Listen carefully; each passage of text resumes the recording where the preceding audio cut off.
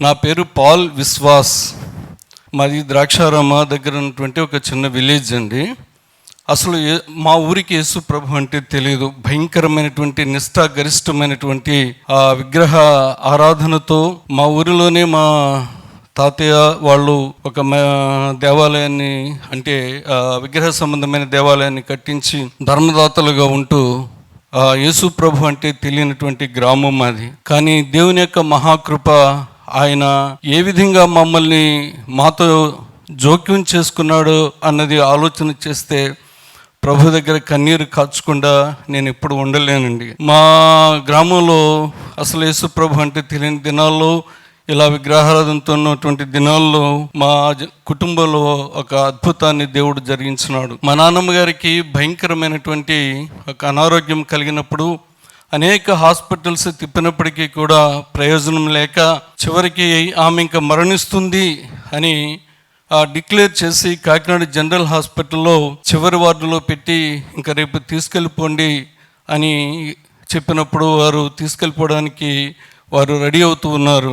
ఆ రాత్రికాల సమయంలో ఒక నర్సు సిస్టర్ వచ్చి, అమ్మ లక్ష్మమ్మ, ఎలాగ చనిపోతావు అన్నారు కదా, నీకు చాలా భయంకరంగా ఒక్క ఊపిరితిత్తుతో నువ్వు బ్రతుకుతున్నావు, ఒకటి పూర్తిగా తినివేసింది, నువ్వు బ్రతుకున్నారు కదా, నేను ఒక్క మాట చెప్తానమ్మా, ఆ మాట నువ్వు మనసులో అనుకో అంటే, సరే చెప్పమ్మా ఏంటంటే, యేసయ్య నన్ను క్షమించు, నీ చిత్తమైతే నన్ను బాగు చేయని రెండే మాటలు చెప్పి, అప్పుడు గిడియన్ బైబిల్ చిన్నది న్యూ టెస్ట్మెంట్ ఉంటే అది ఇచ్చిందటండి.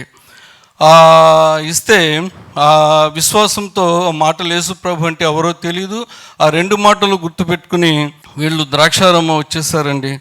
వచ్చినప్పుడు ఆ చిన్న బైబిల్ ఎవరికి తెలియకుండా దాచుకోమో, ఇక్కడ మీ వాళ్ళు తిడతారేమో అని చెప్పినప్పుడు రహస్యంగా పెట్టుకుంది. అయితే అలాగా 3 రోజులు గడిచినప్పుడు విపరీతమైన బాధతో ఉన్నప్పుడు ఒక రాత్రికాల సమయంలో ఆమె చనిపోవడానికి ప్రయత్నం చేసింది. కానీ ఆ 3 రోజులు కూడా ఈ రెండే విషయాలు, ప్రభు ఎవరో తెలియదు కానీ ప్రభువా నన్ను క్షమించు, నీ చిత్తమైతే నన్ను బాగు చేయి, ఆ 2 మాటలు మాత్రం హృదయాన్ని పెట్టుకుని ఆ మాట పలుకుతూ ఉంది. ఆ 3వ రోజు రాత్రికాల సమయంలో చనిపోదాం అనుకున్నటువంటి తరుణంలో ఆ పెద్ద నుయ్యి ఉన్నదండి ప్రాంగణంలో, అది దూకి చనిపోదామని ఒక కాలు నూతి వర మీద పెట్టి 2వ కాలు లోపలికి వేసినప్పుడు 3 దేవదూతలు వచ్చి, నువ్వు బ్రతుకుతావమ్మా, ఎందుకు నువ్వు చనిపోతావు అని అంటే, నువ్వెవరు అయ్యా, ఈ రాత్రికాల సమయంలో నేను రావడం ఎప్పుడు చూసావని అంటే, నేను ఎవరో తర్వాత చెప్తానని వెనక్కి చూడంటే ఇంకొక 2 మనుషులు కనిపించారంటే తెల్లని వస్త్రాలు ధరించుకొని. అయితే ఈమె దూకి చనిపోవాలని అనుకుంది కానీ వారు చనిపోనివ్వలేదు, వెంటనే వచ్చి పండుకుంది. అలాగే ఈ మాటలు మాత్రం స్మరించుకుంటూ ఉంది. 2వ రోజు గడిచింది, 3వ రోజు గడిచింది. 1 వారం అయిన తర్వాత ఆమెలో ఒక రకమైనటువంటి చిన్న మార్పు కనిపిస్తూ ఉంది. ఈ లోపల బైబిల్ని మా తాతయ్య గారు చూసి, ఇది ఏమిటి అని బైబిల్ అన్న సంగతి కూడా తెలియదు. ఇది ఎవరిచ్చారు అంటే ఒక నర్సు ఇచ్చింది. ఆయన యేసుబాబు అంట, ఇలా యేసు ప్రభు అంటే ఇలా ప్రార్థన చెప్పిందంటే, నిన్ను చంపేస్తాను, నీకు రోగంతో చావడానికి కన్నా నా చేతులతో నిన్ను చంపేస్తానని చెప్పి ఆయన బైబిల్ని తీసుకెళ్ళి బయట పారేశారండి. అయితే విచిత్రం ఏంటో తెలియదు కానీ దేవుని మహాకృప, చనిపోతుందని ఆమె 14 సంవత్సరాలు చూసామండి ఆమెను.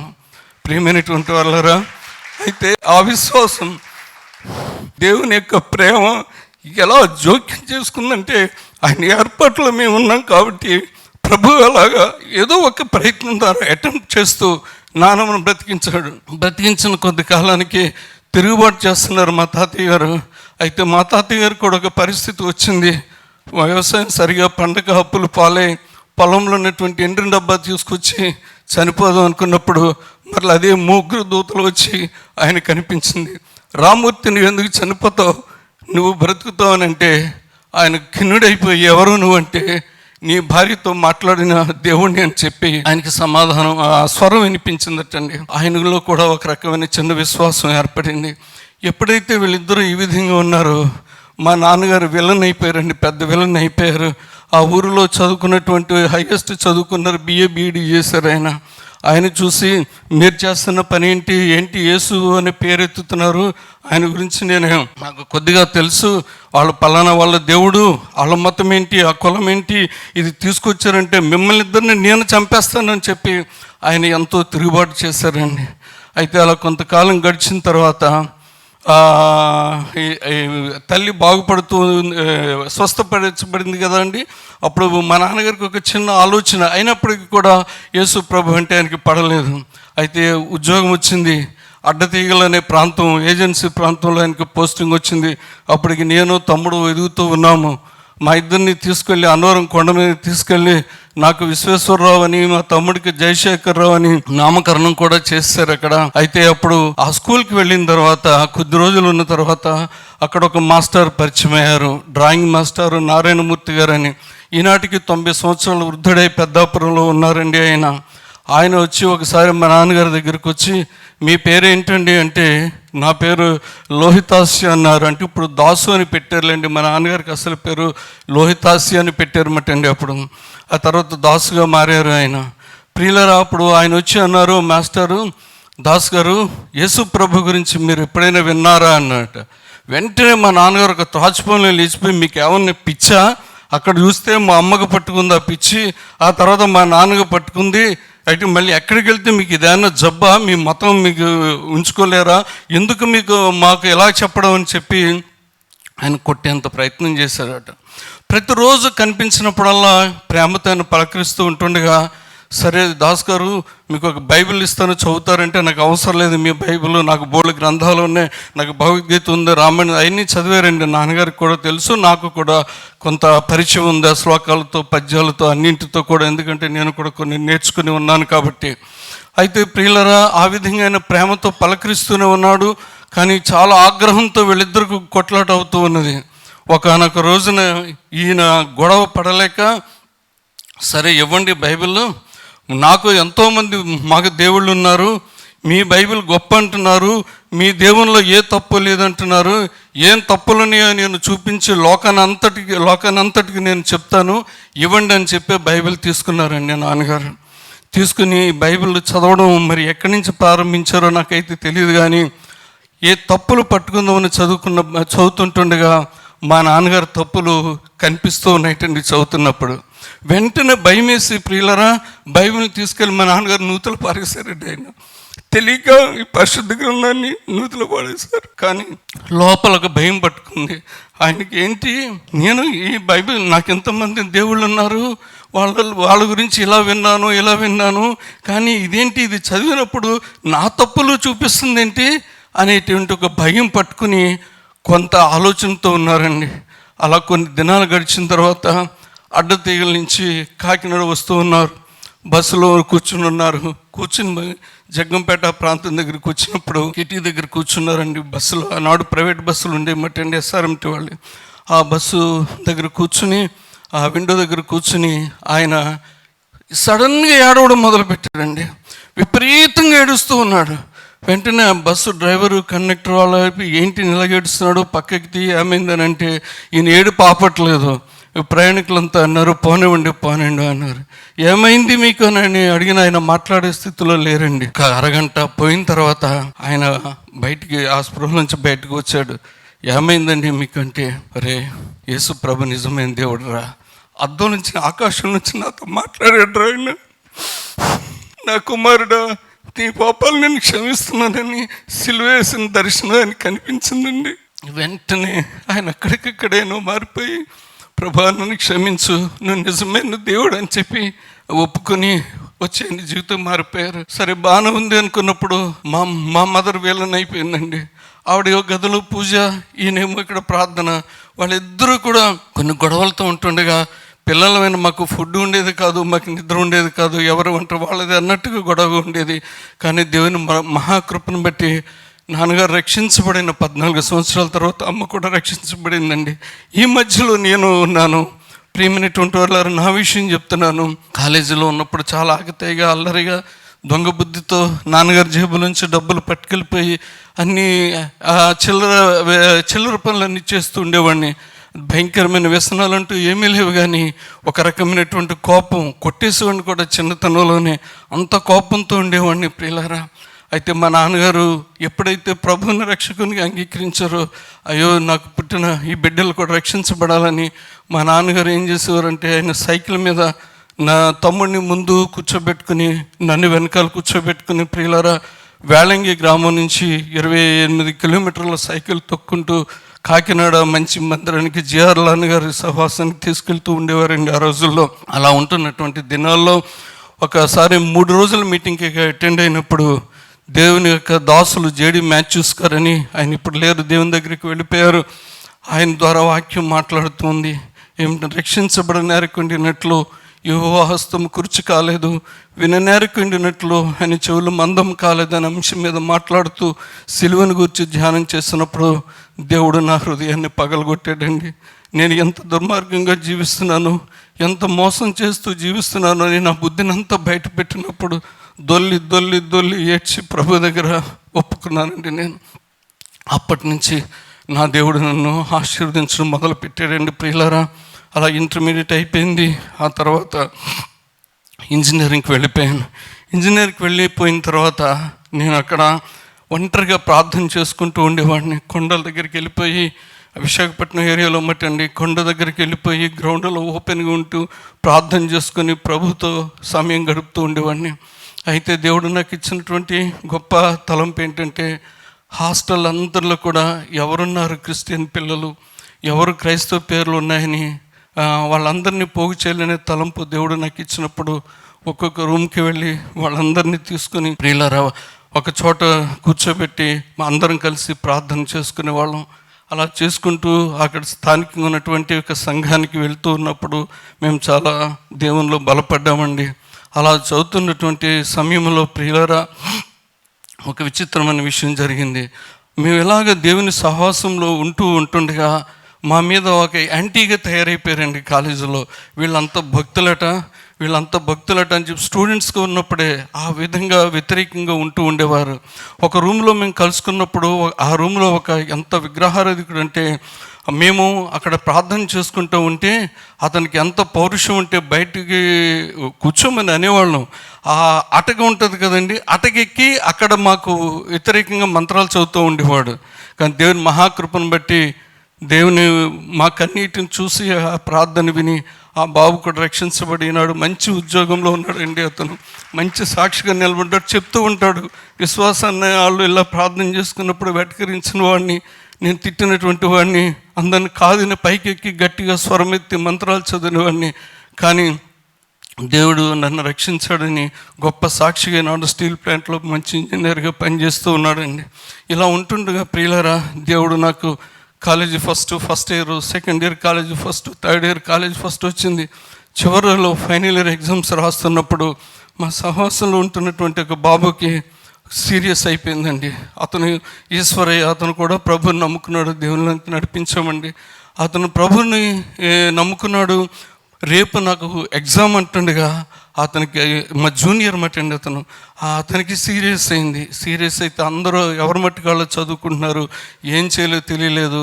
అతన్ని హాస్పిటల్కి తీసుకెళ్ళాలి, అతనితో ఉండాలి.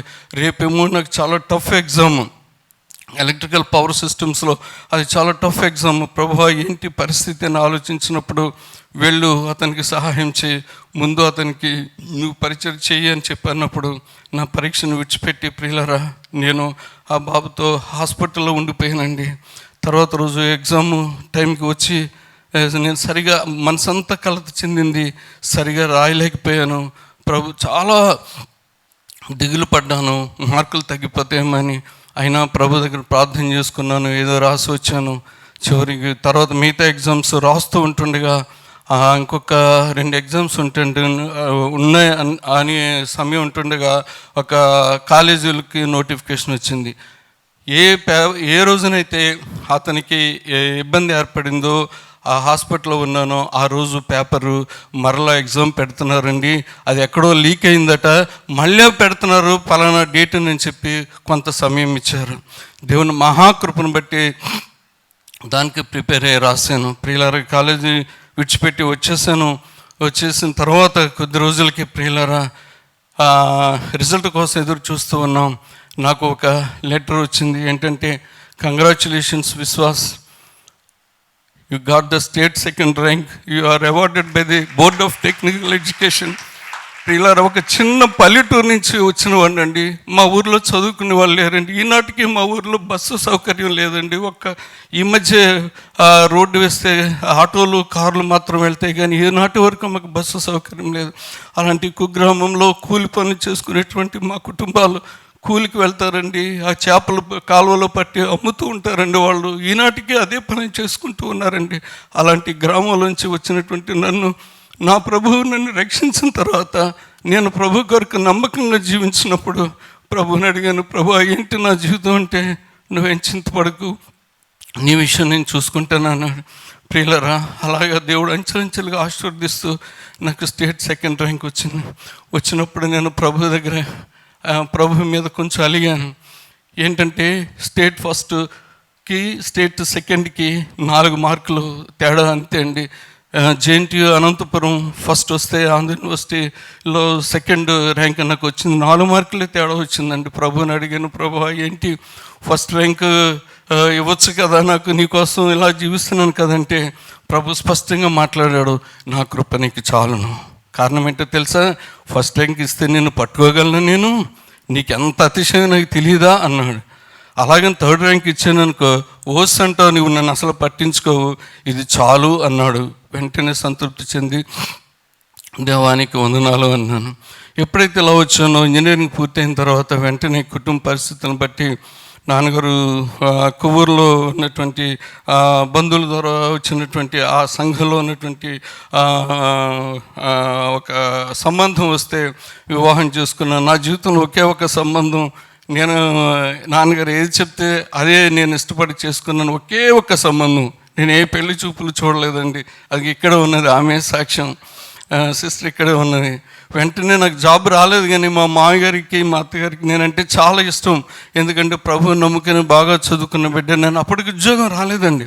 ఉద్యోగం రాకపోతే అయినా పర్వాలేదు బాబు, పెద్ద బాబు మా దగ్గర ఉంది కానీ దేవుని గురించి కూడా మాకు చెప్పేది కానీ అంటే, అప్పుడు వివాహం చేసేసుకున్నానండి. చేసుకున్న తర్వాత చక్కని కుటుంబం, చక్కని భార్య దేవుడు నాకు ఇచ్చినందుకు నేను చాలా సంతోషించాను. అయితే జాబ్ లేదు. కొవ్వూరు నుంచి ప్రార్థనకి రావాలండి. ఇప్పుడు ప్రభువుని అడుగుతున్నాను, ప్రభు వివాహం అయిపోయింది, మరి నాకు ఉద్యోగం సంగతి ఏంటి, మరి నీకోసం నేను ఇలా సాక్షిగా జీవిస్తూ ఉన్నా, నీ సేవ అయితే చేయాలని ఉంది, నీ చిత్తం అయితే నీ సేవ చేస్తాను, అది కానీ నాకు ఆ పిలుపు చాలా క్లియర్గా ఉండాలి నాకు అని ప్రభువుని అడిగినప్పుడు, నువ్వు జాబ్ చేస్తూ నేను వాడుకుంటాను, సమయం వస్తుంది, you wait for that time అని చెప్పి అన్నారు ప్రభు.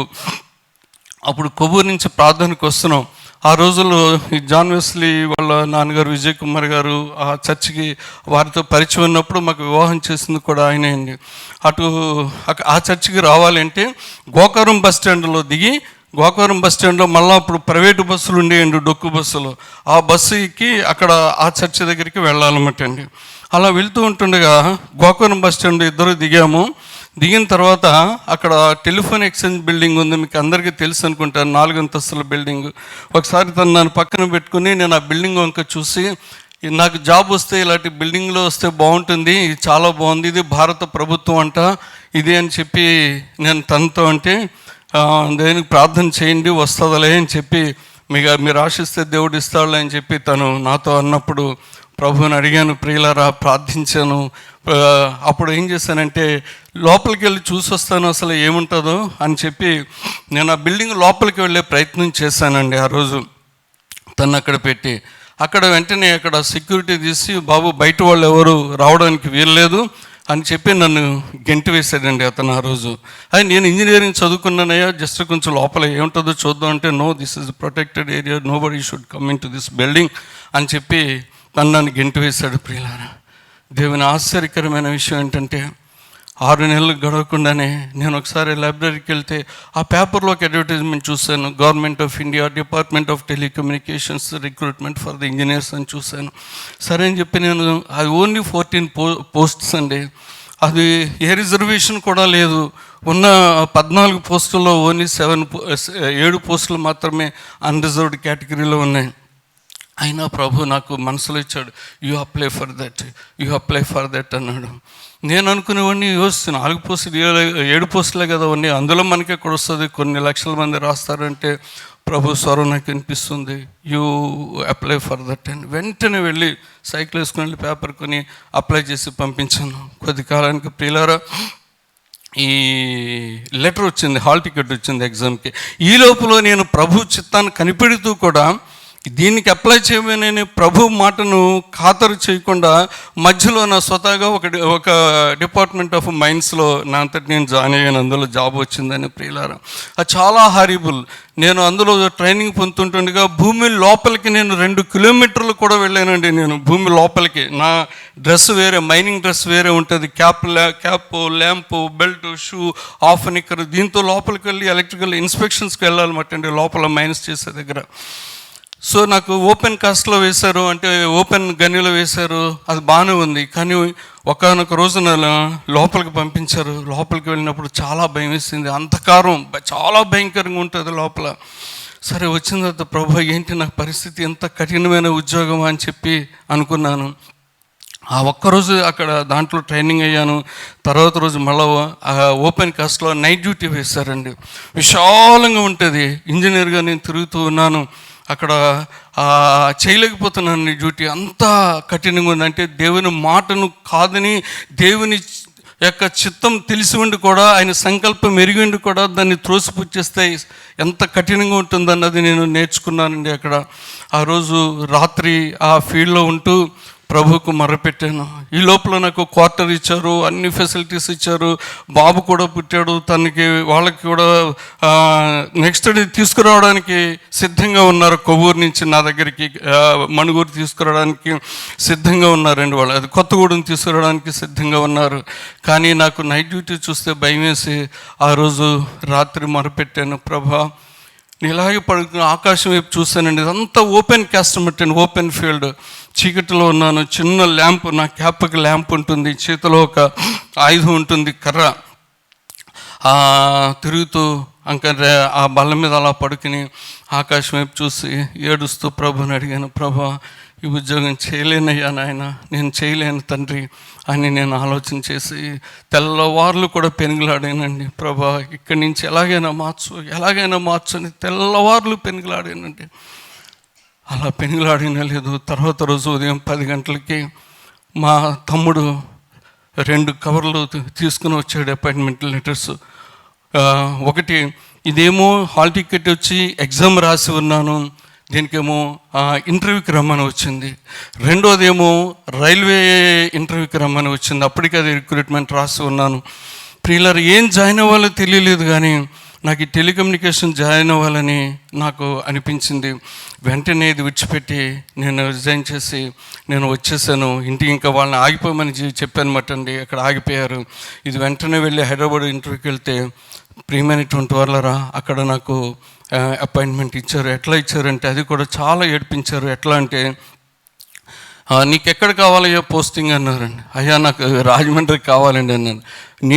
ఈ ర్యాంక్కి రాజమండ్రిలో లేదు, ఇది విశాఖపట్నం, తిరుపతి, హైదరాబాదు, విజయవాడ అన్నారు. నాకైతే విశాఖపట్నం ఇవ్వండి అన్నారు. No it is not possible, it was already filled అన్నారు. అని చెప్పి నీకు హైదరాబాద్లో ఇస్తాము ఉంటావా అన్నారండి. నాకు హైదరాబాద్ అంటే భయం అంటే నాకు ఇష్టం లేదంటే, నీలాంటి మెరిట్ క్యాండిడేట్స్ ఇక్కడ ఉండాలయ్యా, నీ కెరియర్ చాలా బాగుంటుంది అని అన్నారు. నో అని చెప్పాను నేను. అయితే నెక్స్ట్ డే రా అన్నారు. నేను అనుకున్నాను ఇంకా ఈ ఉద్యోగం పోతుందేమో అని అనుకున్నాను ప్రియులారా. అయితే నెక్స్ట్ డే వాళ్ళు పిలిచి ఇంకా ఆఖరికి వాళ్ళు నాకు విజయవాడ ఇచ్చారండి. విజయవాడ ఇచ్చిన తర్వాత ఇచ్చిన కొద్ది రోజులకే Rajahmundry and east and west గోదావరికి ఇన్ఛార్జ్ ఆఫీసర్గా ఉన్నాను. ప్రాజెక్ట్స్ ఎక్కువ ఉన్నాయని చెప్పి రాజమండ్రిలో ఒక ఆఫీస్ వాళ్ళు క్రియేట్ చేసి ఎవరిని పోస్ట్ చేయాలని చూస్తే నన్ను సెలెక్ట్ చేశారండి. నేను సెలెక్ట్ చేసినప్పుడు నాకు ఆఫీస్ ఇచ్చారు. ఎక్కడ ఇచ్చారంటే, ఏ రోజైతే నేను తనతో అన్నాను ఈ బిల్డింగ్లో ఉద్యోగం వస్తే బాగుంటుంది, చేస్తే బాగుంటుందని దేనినైతే ఆశించానో ఆ బిల్డింగ్లోనే దేవుడు నాకు జాబ్ ఇచ్చాడండి. ప్రియమైన వాళ్ళారా, అప్పుడు అపాయింట్మెంట్ ఆర్డర్ పట్టుకుని నేను వెళ్తే ఆ గేట్ మ్యాన్ గుర్తుపెట్టాడండి నన్ను. ఏంటి మళ్ళీ వచ్చి అన్నట్టుగా మాట్లాడితే, ఇదిగో అన్న ఏంటిదంటే నేను ఆఫీసర్కి వచ్చాను, సార్ నమస్తే అండి. వెళ్ళేటప్పుడు వచ్చేటప్పుడు ఆ విధంగా తను సెల్యూట్ చేస్తూ ఉంటే దేవుడు ఎంత గొప్పవాడండి చూడండి. నన్ను ఘనపరిచే వారిని నేను ఘనపరుస్తాను. నా ప్రభుకి ప్రయారిటీ ఇచ్చానండి నేను. అలాగే నన్ను అంచెలంచెలుగా దీవించుకుంటూ వచ్చాడు. ఇందాక దైవజనులు మాట్లాడుతున్నప్పుడు కూడా ఆ ఇవ్వడంలో నా ఆశీర్వాదం నాకు గుర్తొచ్చింది. నేను హాస్టల్లో ఉండి చదువుకున్నప్పుడు 60 రూపాయలు పాకెట్ మనీ వచ్చేదండి నెలకి. ఏనాడు కూడా నేను దశంభాగం ఆపలేదండి. ఆ 10 రూపాయలు తీసుకెళ్ళి దశంభాగంగా ఇచ్చేవాడిని. 10 రూపాయలు వంట చేసుకునే వాళ్ళకి ఇచ్చేవాడిని. నేను 40 రూపాయలు మాత్రమే ఖర్చు పెట్టుకునేవాడిని. దేవునికి అలాగా ఆనాటి నుంచి ఈనాటి వరకు కూడా ఇవ్వడమే నేర్చుకున్నాను. దేవుని దగ్గర తీసుకోవడం నాకు అలవాటు అయిందండి. దేవుడిని అంతగా ఆశీర్వదించిన, దేవునికి ఇవ్వడంలో ఉన్న శక్తి ఏంటో, దేవునికి ఇవ్వడంలో ఉన్న గొప్ప ఆనందం, గొప్ప ప్రతిఫలం ఏంటో అన్నది నేను మనసారా అనుభవించానండి. ఇవ్వడం నేర్చుకోండి. మీకు కూడా అదే చెప్తున్నాను. ప్రభువుకి ఇస్తే ఆయన ఇచ్చిందే ఆయనకి ఇస్తే మనం నిజంగా ఆశీర్వదించబడతాం. అలాగే తక్కువ నుంచి ఎక్కువ వరకు ఈనాటి వరకు కూడా ఎన్నో చోట్ల దేవుని పరిచర్యకు మేము ఉపయోగపడుతూ ఉన్నామండి ప్రియులారా. ఇలా ఉంటూ ఉన్నాం. అనేక చోట్ల జాబ్ చేశాను, ఇతర రాష్ట్రంలో కూడా చేశాను. ఇలా ఉంటుండగా ప్రియులారా బాబు పుట్టాడు, తర్వాత పాప కలిగింది. ఇద్దరితో హ్యాపీగా జీవిస్తూ ఉన్నాం. ప్రభువుని ఒక్కటే అడిగేవాడిని, ప్రభువా ఎక్కడ ఉంటే అక్కడ నాకు మంచి సహవాసం కావాలి. నీ వాక్యం వింటే నాకు వాక్యం అంటే చాలా ఇష్టం అండి. నేను వాక్యం వినేటప్పుడు కూడా నా మనసును అటు ఇటు పోనివ్వను. చాలా కాన్సన్ట్రేషన్తో వింటాను, స్టోర్ చేసేసుకుంటానండి మొత్తం అది. అలాంటి సహవాసం కావాలంటే ఎక్కడికి వెళ్ళినా, హైదరాబాద్లో ఉన్నప్పుడు జాయ్ చరణ్ గారితో పరిచయం ఏర్పడింది. అమ్మగారు కూడా నాకు చెప్పారు, విశ్వాసం నువ్వు మంచి సేవకుడు అవుతాయా, నువ్వు సువార్త పని చేయాలయ్యా అని ఆవిడ మమ్మల్ని ఇద్దరిని అభిషేకించేవాడు పంపించారు. అలాగే తిరుపతిలో కూడా జరిగిందండి, అలాగే విజయవాడలో, అలాగే విశాఖపట్నంలో, ఇలాగ ఎక్కడికి వెళ్తే అక్కడ మంచి సహవాసం వచ్చింది. ఇక్కడ రాజమండ్రి కూడా వచ్చిన తర్వాత నేను ఒక్క విషయం చెప్తాను, ముఖస్థితి కాదండి, నేను ఇటువంటి సహవాసాన్ని కాపాడిని నేను చూడలేదు.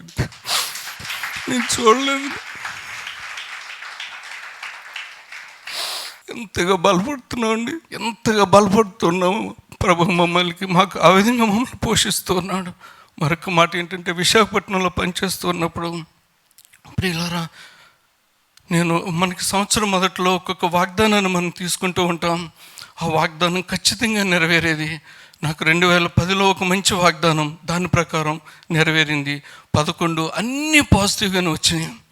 2014 సంవత్సరంలో ఆరంభంలో నేను వాగ్దానం తీసుకున్నప్పుడు దేవుని సన్నిధిలో మిమ్మల్ని ఓదార్చువాడను, నేనే మిమ్మల్ని ఓదార్చువాడను అనే మాట వచ్చింది యెషయా గ్రంథంలో ఉన్న మాట. ఏంటి ప్రభు ఇది నాకు అర్థం కాలేదు. ఆ ముందు ఒక దర్శనాన్ని నేను చూశాను ప్రియులారా. ఏమిటంటే, ఒక రెక్టాంగిల్ షేప్లో 2 లాంగ్ సైడ్స్ ఉంటాయి, 2 షార్ట్ సైడ్స్ ఉంటాయి. వీటిలో ఇదంతా వెలుగుతో నింపబడి ఉంది. ఒక పక్కన ఉన్నటువంటి ఒక షార్ట్ సైడు ఒకటి మిస్ అయ్యి అలాగ వెళ్ళిపోతూ ఉంది, కానీ మధ్యలో ఉన్నటువంటి వెలుగు తగ్గలేదు. ఏంటి ఇలా వచ్చింది నాకు అర్థం కాలేదు. సరైనకి అలా మనసులో పెట్టుకున్నాను ప్రియులారా. అయితే ఈ వాగ్దానం వచ్చింది, ఏంటి మిమ్మల్ని ఓదార్చువాడని నేనే అని వాగ్దానం వచ్చింది. వెంటనేప్పుడు బాబు ఆస్ట్రేలియాలో చదువుకుంటానంటే ఆస్ట్రేలియా పంపించేవండి. మంచి క్రికెట్ ప్లేయరు, అలాగే మంచి ఇంటెలిజెంట్ బాయ్, మరి ముఖ్యంగా మారు మనసు పొందినటువంటి వ్యక్తి, అక్కడ ఎంతోమంది సాక్షిగా కూడా జీవించినటువంటి వ్యక్తి ప్రియులారా. ఆ బాబు వెళ్తానంటే అక్కడికి పంపించాం. మేము వాటితో మాట్లాడుతున్నప్పుడు, డాడీ మీకేం వాగ్దానం వచ్చింది అన్నాడు. నాన్న అమ్మకి ఇలా వచ్చింది, నాకేమో ఇలా వచ్చింది అన్నాను. అయితే మీకు ఈ సంవత్సరం కన్నీళ్ళు తుడిచేస్తాడు దేవుడు, మీకు ఇక నా ఎడ్యుకేషన్లో అనేది ఉంది కదా, అన్నీ తీర్చేస్తాడు, ఇంకా మీకు కన్నీళ్ళు ఏమీ ఉండవని చెప్పి బాబు మాతో కలిసి సంతోషించాడు ప్రియులారా. జనవరి 1న ఇలా మాట్లాడుకున్నాం. ఫిబ్రవరి 2వ తారీఖున బాబుకి ఫోన్ చేసినప్పుడు ఫోన్ కలవలేదు మాకు. ఆ కొద్ది రోజుల ముందే ఓ బాబు అనేవాడు, డాడీ మమ్మీ ఎందుకో నాకు ప్రభుతో చాలా దగ్గరగా వెళ్తున్నట్టు ఉంది, బైబిల్ చదువుతున్నప్పుడు దేవునితో నేను హత్తుకున్నట్టు ఉంటుంది, నాకు ప్రార్థన చేస్తున్నప్పుడు కూడా దేవునితో మమేకం అయిపోతున్నట్టు ఉంది. అంటే నేను అనుకున్నా, వీడు బాగా స్పిరిచువల్గా ఎదుగుతున్నట్టున్నాడు, అంతే చాలు ప్రభు, నీ కోసం బ్రతకాలి నాయనా, నీ కోసం సాక్షిగా ఉంటే చాలు అని మేము అనుకున్నాం ప్రియులారా.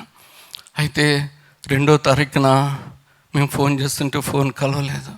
ఎవరో పోలీస్ ఆఫీసర్స్ మాట్లాడుతున్నారు. మాకు అర్థం కాలేదు. సండే ఆరాధన నుంచి వచ్చి బాబుకి ఫోన్ చేసేవాళ్ళు మాట. ఆ రోజు మాకేమీ అర్థం కాలేదు. అప్పుడు ఆ రూమ్ మేట్ ఫ్రెండ్ ఫోన్ చేసాం. తెలియదు అంకుల్, వాడు డానీ చర్చికి వెళ్ళాడు అన్నారు. మరి ఏమైందో ఒకసారి కనుక్కొని అన్న ఏంటనంటే వాడు ఒక పిడుగులాంటి వార్త చెప్పాడు. వాడు, అంకుల్ డానీ స్విమ్మింగ్ పూల్లో స్లిప్ అయి పడిపోయాడట, హాస్పిటల్కి తీసుకెళ్ళారు అని చెప్పన్నారు. గుండె ఆగిపోయిందండి ప్రియులారా. ఒక్కసారిగా ఇద్దరు కుప్ప కూలిపోయాము. కానీ వెంటనే తను అలాగ పడిపోయింది. నేను కూడా నాకు గుండె ఆగినంత పని అయింది. గోడ పట్టుకున్నాను. ప్రభా నీ చిత్తమే జరుగునుగాక. ఒక్కటే మాట వచ్చిందండి, నీ చిత్తమే జరుగునుగాక అన్నాను. సరే, హాస్పిటల్లో ట్రీట్మెంట్ చేస్తున్నారు, వెళ్ళాలనే ప్రయత్నాలు ఉన్నాం. ఈ లోపల సోఫాలో పడుకుని నేను ప్రభుతో మాట్లాడుతూ ఉన్నాను. దొల్లి వచ్చి ప్రభుతో మాట్లాడుతూ ఉన్నాను. ప్రభు ఏంటి పరిస్థితి అంటే ప్రభు మళ్ళీ స్పష్టంగా మాట్లాడుతున్నాడు. విశ్వాస్, నేను ఎంత ఇష్టపడుతున్నానో నువ్వు అంత ఇష్టపడుతున్నావు. అటువంటి వస్తువు నీ దగ్గర ఉంది. నీ దగ్గర ఒక వస్తువు ఉంది, అది అంటే నాకు ఇష్టం. అది నువ్వు ఉంచుకుంటావా, నేను అడిగితే నాకు ఇస్తావా అన్నాడు. ప్రభు నీకు ఇస్తాను అన్నాడు. బాబు గురించి నాకు విషయం ఇలా జరుగుతుందని నేను ఊహించలేదండి. ఆ వాగ్దానం కూడా అటువంటిది వస్తుందని నేను అనుకోలేదండి.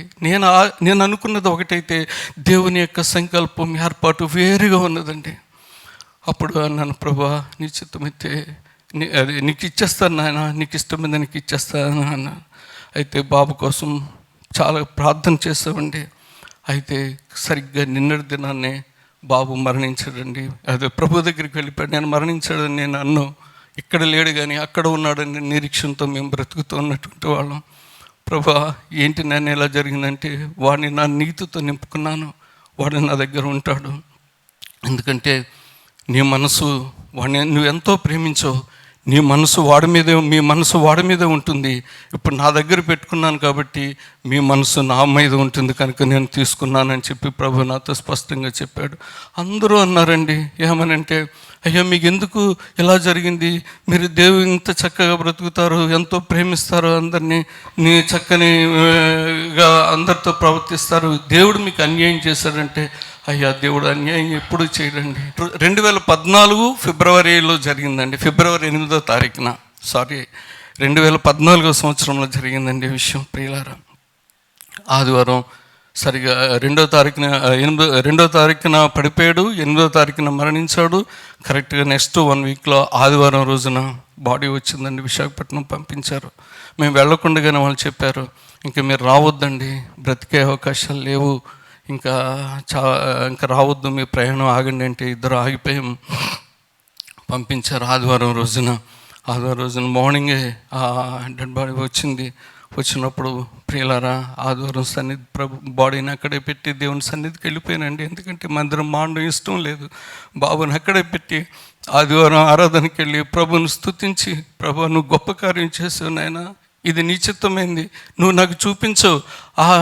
ఆ రెక్టాంగిల్లో ఏమని ఊహించుకున్నావు అంటే, 2 లాంగ్ సైడ్స్ కూడా తను నేను, 2 షార్ట్ సైడ్స్ కూడా 2 పిల్లలు, అందులో ఒక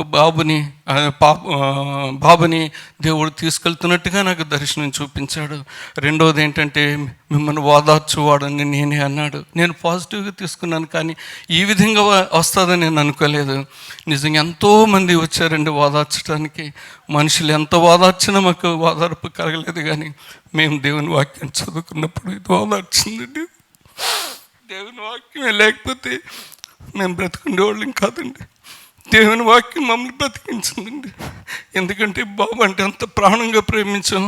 మేము నిజంగా చనిపోవలసిన వాళ్ళమే, కానీ మనుషులు ఎంత ఓదార్చినా అంతే మట్టికే కలిగింది. కానీ దేవుని వాక్యాన్ని అంత బాధలోనే మేము చదువుకుంటున్నప్పుడు ప్రియులారా, ఎంత నిరీక్షణ. మేము కూడా అక్కడికి వెళ్తాం కదా, బాబును ఒక దినాన్ని మళ్ళీ చూస్తాం కదండి, మంచి నిరీక్షణ ప్రియులారా.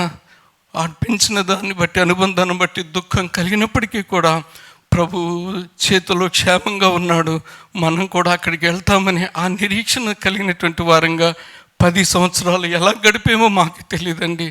ఎక్కడికి వెళ్తే, ఎక్కడ మందిరానికి వెళ్తే అలా ఓదార్చేవారు. ఇక్కడికి వచ్చిన తర్వాత నేను అలాగే చివరిలో అప్పుడు ఏం చేశానంటే ప్రియులారా, నేను ముగిస్తూ ఉన్నాను.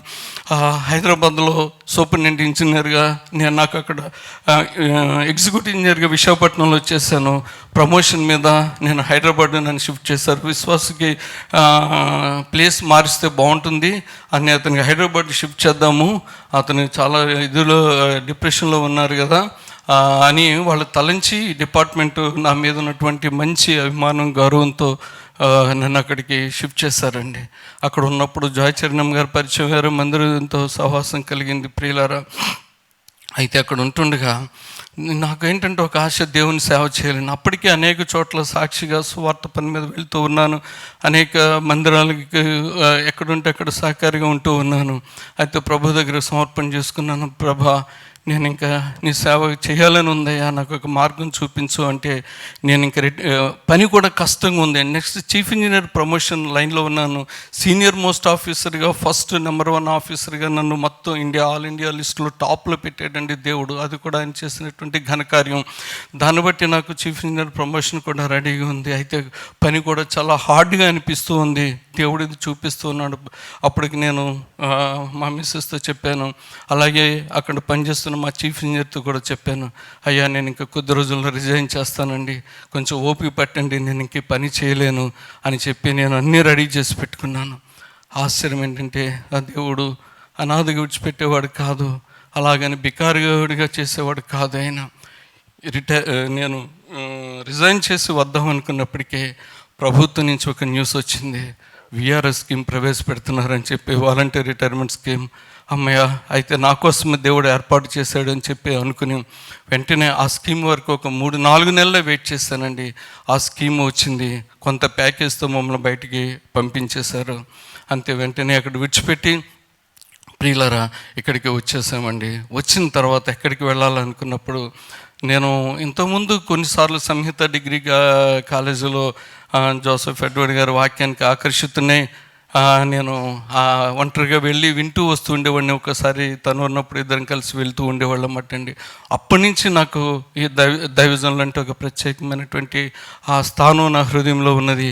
దానితో మేము ఈ 4 సంవత్సరాల నుంచి కూడా మందిరానికి వస్తూ ఉన్నాం. మరి అలాగే బాబు తర్వాత పాప ఉంది. బాబు దేవుని దగ్గరికి వెళ్ళిపోయినప్పటికీ కూడా బాబు స్థానంలో ఒక అల్లుడు కొడుకుగా వచ్చాడు. ఇద్దరు పేర్లు కూడా ఒకటేనండి. అతని పేరు, బాబు పేరేమో పాల్ డానియల్, ఇప్పుడు వచ్చిన అల్లుడి పేరేమో రాజన్ పాల్. ఇద్దరు పాలే, నేను పాలే, వాడు పాలే, పాలే. మాకు బాబులేని లోటు తీర్చినటువంటి మంచి అల్లుడిని మాకు ఇచ్చాడు. పాప అమెరికాలో సెటిల్ అయింది. వాళ్ళు కూడా మారు మనసు పొందిన వాళ్ళే. నాకు అంతకన్నా సంతోషం ఇంకోటి లేదండి. వాళ్ళు హ్యాపీగా ఉన్నారు. దేవుని దేవుళ్ళ 2-3 సార్లు వెళ్ళి వచ్చాం. ఈ విధంగా మేము కొనసాగుతూ ఉన్నాం. ఇప్పుడు చాలా చోట్ల సాక్షిగా సువార్త పని మీద ఆయా చోట్లకి వెళ్తూ ఉన్నాను. అనేక మంది సేవకులతో పరిచయం ఏర్పడింది. చిన్న చిన్న చోట్లకి వెళ్ళి ఆయా గ్రామాల్లో దేవుని గురించి సాక్ష్యం చెప్పి, అవసరమైతే దేవుడిచ్చిన జ్ఞానాన్ని బట్టి 4 మాటలు పంచుకొని వస్తూ ఉంటాను. కానీ ఒక్క మాట ఏంటంటే, ఇక్కడికి వచ్చిన తర్వాత వాక్యంలో బలపడుతూ ఉన్నాను. చివరిగా ఒక్క మాట చెప్పి నేను ముగిస్తాను. ఈ మధ్యకాలంలో ఒక మున్సిపల్ ఇంజనీర్ని కలిసినప్పుడు, అయ్యా మీరు క్రిస్టియన్ కదా, మీరు ఏ చర్చికి వెళ్తారు అన్నారు. ఇలాగ జీసస్ ప్రేయర్ హౌస్ అన్న. మీ పాస్టర్ గారు ఎవరంటే జోసెఫ్ ఎడ్వర్డ్. అయ్యా ఆయన ఎంత నిటారుగా ఉంటారండి, ఎంత సిన్సియర్గా ఉంటారండి. మా వాళ్ళు లంచం అడిగారు, ఇవ్వననే మాట మీద కూర్చున్నారండి అప్రూవల్ కోసం అని చెప్పి. నాకు అసలు తెలియదు, నేను కదపలేదు, ఆయన అంతటా ఆయనే అన్నారు. అలాంటి దైవజనుడు కలిగి ఉండడం నా భాగ్యం అండి. ఎస్, ఆయనే మాకు నా రోల్ మోడల్ అని చెప్పి నేను ఆయనతో మాట్లాడాను. ఈ మధ్యనే జస్ట్ ఒక వారం అయిందంతే అండి. కాబట్టి ప్రియమైనటువంటి సంఘస్థులారా, మా గురించి ప్రార్థన చేయండి. ఇప్పుడు మా గ్రామంలో మేము ప్రభువుని కలిగి ఉన్నామని మమ్మల్ని వెలివేస్తారండి.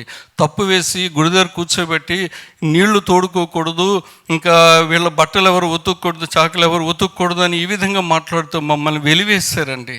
వెలివేసినప్పటికీ కూడా మా నాన్నగారు ఆ ఊరిని విడిచిపెట్టి ప్రియులారా రామచంద్రపురంలో సెటిల్ అయ్యి మమ్మల్ని ఈ విధంగా చదివించుకొని ప్రార్థనాపూర్వకంగా వాళ్ళు పెంచారు. అయితే ఆశ్చర్యకరమైన విషయం ఏంటంటే, మేము అలాగా మా గ్రామం కోసం, బంధువుల కోసం ప్రార్థించినప్పుడు ప్రియులారా ఈరోజు అదే గ్రామంలో అయ్యా మా కోసం ప్రార్థన చేయండి, ఒరే బాబు మా కోసం ప్రార్థన చేయండి అని బ్రతిమాలుతూ ఉంటే మేము కొంత షేర్ చేసుకుని అక్కడ దేవుని మందిరాన్ని, చిన్న మందిరం కట్టుకుంటే వాళ్ళు ఇంకా గోచులతోని పంచులతోని వచ్చి అలాగే కూర్చుంటారండి. ప్రతి ఆదివారం కూడా వాళ్ళకి దేవుని మాటలు వినిపిస్తూ ఉన్నాం. మా గ్రామంలో ఒక 70-80 ఇళ్ళు ఉంటాయి అంతే అండి. వాళ్ళందరూ చాలా భయంకరమైన విగ్రహారాధికులు, వారి గురించి మీరు ప్రార్థన చేయండి. అలాగే నా భార్య అన్నలు ఇద్దరు ఉన్నారు, వాళ్ళు కూడా రక్షించబడలేదు, వారి రక్షణ కొరకు కూడా మీరు ప్రార్థన చేయండి. ఏది ఏమైనప్పటికీ కూడా దేవుని కొరకు నమ్మకంగా జీవించాలి. ప్రభు మమ్మల్ని కావాలని ఆయన జోక్యం చేసుకుని ఆ విధంగా ఒక్కళ్ళొక్కళ్ళని రక్షించుకుంటూ వచ్చాడు.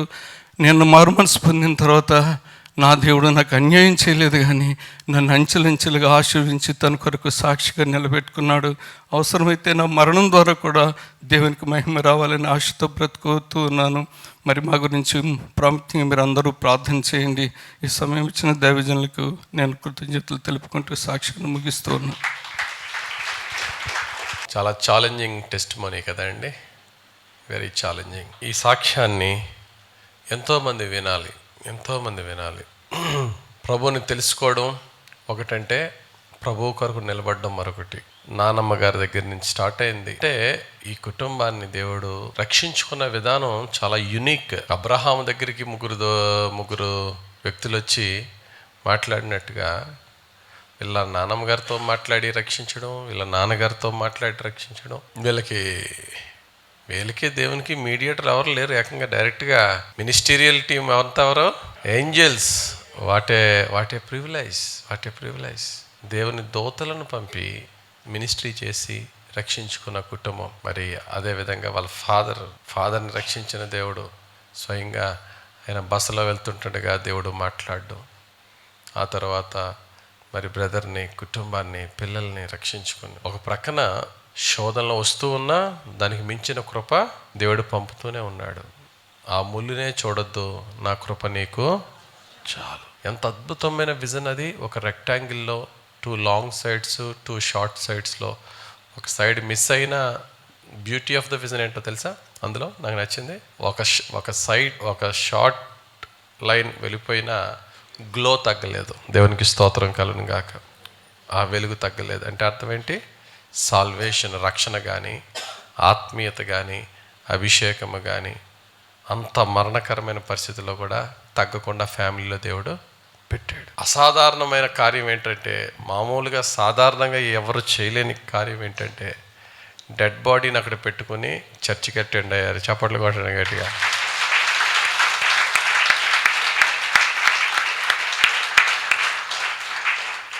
ఆదివారం గుడి మానండి, నేను నా కొడుకు డెడ్ బాడీని అక్కడ పెట్టుకొని గుడికి వెళ్ళి వచ్చి అప్పుడు బరియలు చేశానండి.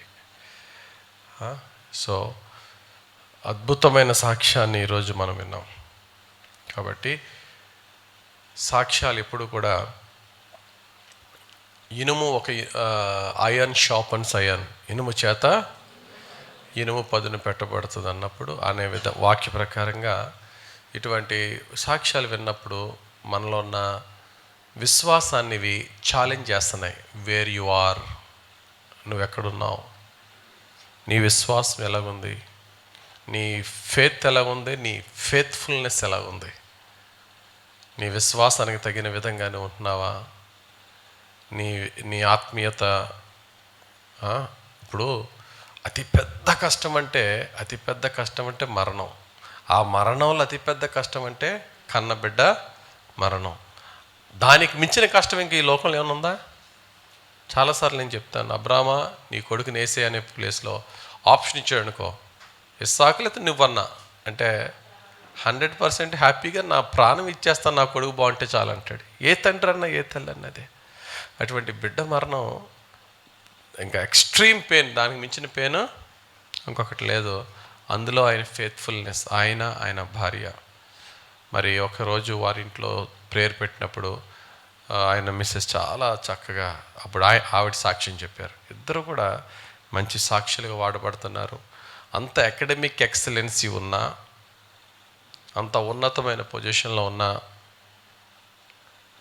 రిజైన్ చేసి నా ప్రభు కొరకు నేను వాడబడాలి, సేవకు వచ్చిన వారు ఏ పని లేక వచ్చిన వారు కాదు, అంత ఉన్నత స్థితి నుంచి వచ్చినవారు. కాబట్టి ప్రియులరా, మనందరం కూడా ఎవరు ఏ ఉద్యోగంలో ఉన్నా సరే, దేవుడు ఒకవేళ ఉద్యోగం రిజైన్ చేయని చెప్పేంతవరకు కూడా ఉద్యోగం చేసుకుంటూ సేవ చేయొచ్చు.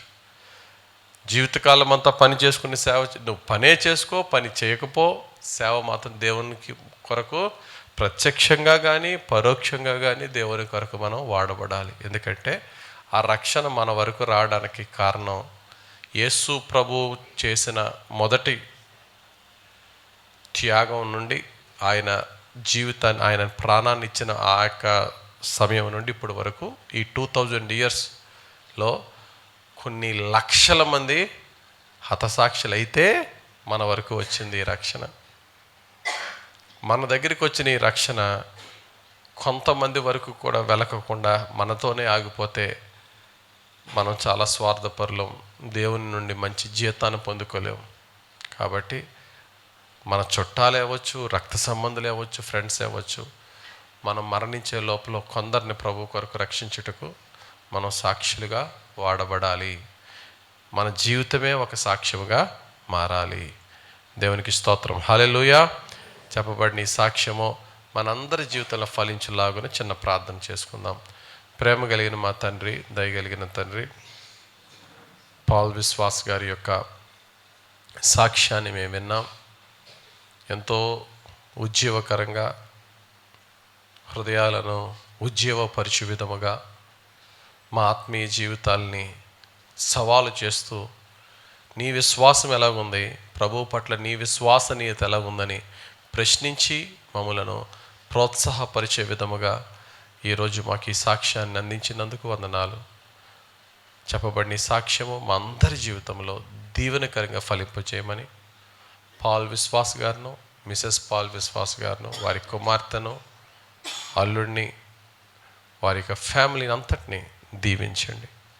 నీ సేవకులు ఎక్కడికి వెళ్ళి నీ వాక్యాన్ని ప్రకటిస్తారో, ఎక్కడికి వెళ్ళి వారి పట్ల నీ మంచితనాన్ని సాక్ష్యంగా చెప్తారో, నీ బిడ్డల నోటికి నీ ఆత్మ వాక్కునిచ్చి అక్కడున్న ప్రజలకి నీ నామ మహిమార్థంగా, వారికి రక్షణకరంగా నీ సేవకుణ్ణి, నీ సేవకుని యొక్క భార్యను, నీ కుమార్తెను, నీ సేవకురాలని నీ నోటిగా వాడుకోనండి, నీ బోరగా వాడుకోనండి. నీ ఆత్మతో నడిపించండి, నీ దక్షిణ హస్తముతో పాలించండి. నీ బిడల ద్వారా అనేక ఆత్మల రక్షణ పొందే నీ రక్షణ కార్యములు జరిపించమని, నీ పరిశుద్ధాత్మను సమృద్ధిగా నీ బిడ్డలకి ఇచ్చి, నీ ఆత్మ ఫలాలతో, ఆత్మ వరాలతో నీ సేవలో నమ్మకంగా వాడుకొనమని యేసుక్రీస్తు వారి పరిశుద్ధ నామములో ప్రార్థించి వేడుకొనుచున్నాము తండ్రి. ఆమేన్.